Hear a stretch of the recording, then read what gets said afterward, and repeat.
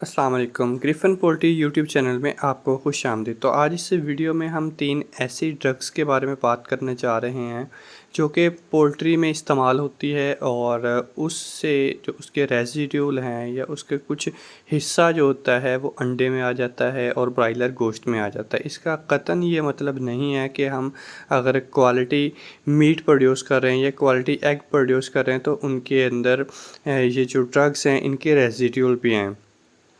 लेकिन इंसानों की तरह दूसरे जानदारों की तरह जो बर्ड्स होते हैं इनमें भी थोड़ा बहुत इन्फेक्शन होता है, इनमें भी बीमारियां आती हैं, इनको भी बुखार होता है, नज़ला ज़ुकाम सब कुछ होता है, सांस के मसाइल भी होते हैं। तो इनको इनसे निपटने के लिए हमें ड्रग्स का इस्तेमाल करना पड़ता है और इन ड्रग्स में बहुत ज़्यादा एंटीबायोटिक्स होती हैं।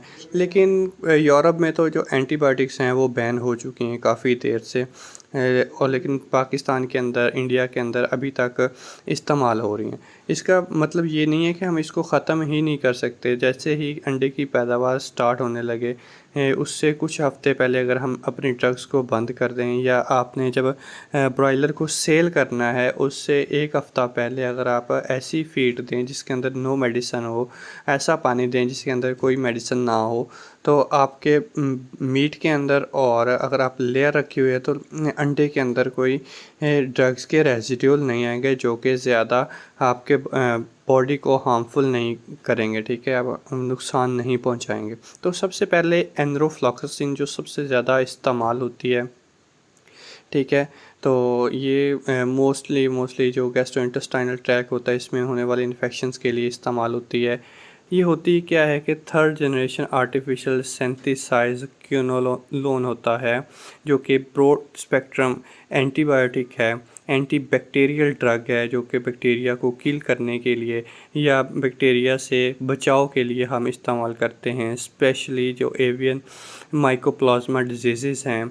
ठीक है, इससे बचने के लिए हमें एनरोफ्लॉक्सासिन इस्तेमाल करने की जाती है, और दूसरे जो बैक्टीरियल इन्फेक्शन हैं उनसे बचाव के लिए भी ये बहुत ज़्यादा इम्पॉर्टेंट है और पोल्ट्री में इसका इस्तेमाल होता है। और इसके ड्रग्स जो रेजिड्यूल होते हैं वो मीट में और एग में आते हैं। उसके बाद डॉक्सीसाइक्लिन है, ये टेट्रासाइक्लिन ड्रग है और ये बहुत ज़्यादा इसके फ़ायदे हैं, आपके बर्ड को तंदुरुस्त रखता है। तो टेट्रासाइक्लिन ये ड्रग है, अगर जो डॉक्सीसाइक्लिन की जो फूड के अंदर या फीड के अंदर हम उसकी जो क्वांटिटी है वो स्टैंडर्ड से ज़्यादा कर दें तो क्या होता है कि जो पैथोजेंस होते हैं जैसे कि बैक्टीरिया वगैरह हो गए, ये रेजिस्टेंस काज कर देते हैं। रेजिस्टेंस का मतलब ये है कि वो उस जो स्पेसिफिक ड्रग है उससे नहीं मरते हैं, क्योंकि उनको पता है कि यही वाली ड्रग दी जाएगी और इसके अगेंस्ट हमने कौन सा मैकेनिज़्म शो करना है। तो जिससे क्या होता है कि जो बर्ड होते हैं वो अपने आप को बचा लेते हैं और इन्फेक्शन काज करते हैं। तो इसका क्या होता है कि ह्यूमन हेल्थ पे, ह्यूमन बॉडी पे बहुत ज़्यादा इफ़ेक्ट होता है। अब तीसरी जो ड्रग है वो है मेट्रोनिडाज़ोल। ये बहुत ही ज़्यादा इस्तेमाल होती है अगर हम इसे हीट स्ट्रेस के साथ इस्तेमाल करें या हीट का ज़्यादा हो और ये इस्तेमाल करें तो इसके फिज़ियोलॉजिकल हेल्थ के ऊपर, फ़िज़िकल हेल्थ के ऊपर बहुत ज़्यादा इफ़ेक्ट होते हैं। जैसे कि डिज़ीनेस होती है, हेडेक होती है, सर दर्द होती है, गैस्ट्रोइंटेस्टाइनल डिस्कम्फर्ट होता है, मतलब कि आंतड़ियाँ जो है ना वो अच्छे तरीके से वर्क नहीं करती हैं और दर्द रहती है।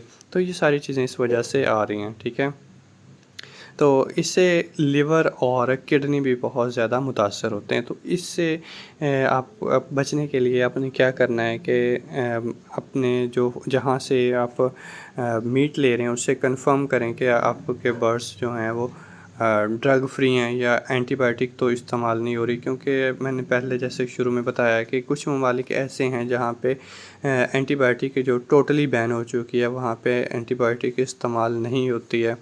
नेचुरली जो होते हैं जैसे कि हल्दी हो गई और लहसुन वगैरह हो गया, इसको इस्तेमाल करके, नेचुरल रिसोर्सेज को इस्तेमाल करके हम हम जो बीमारियां हैं उनका इलाज कर रहे हैं। ठीक है, अब ग्रोथ प्रमोटर के तौर पर हम हल्दी इस्तेमाल करते हैं और हीट स्ट्रेस से बचने के लिए हम लीमो वगैरह का इस्तेमाल करते हैं।